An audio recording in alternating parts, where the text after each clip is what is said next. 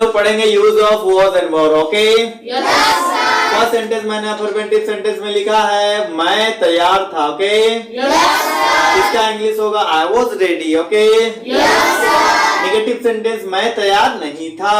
Okay, इसका English अगर translate करें तो हो जाएगा I was not ready. Okay, अगर इसी सेंटेंस को इंट्रोगेटिव सेंटेंस में मतलब क्वेश्चन में चेंज करेंगे तो होगा क्या मैं तैयार था। ओके, अगर इसका इंग्लिश बनाए तो हो जाएगा वॉज आई रेडी। ओके, मैंने लिखा वॉज का मतलब होता है था, वॉज यूज होता है जब सब्जेक्ट रहे आई ही सी इट और with one name. Okay, war का मतलब होता है थे, इसका जो यूज होता है जब सब्जेक्ट रहे वी यू दे और मोर देन वन नेम रहे तो वॉर लगाते हैं। ओके, वॉर बोलते हैं, वेयर नहीं बोलते। बहुत सारे लोग वेयर बोल देते हैं, it's not where, war. Okay,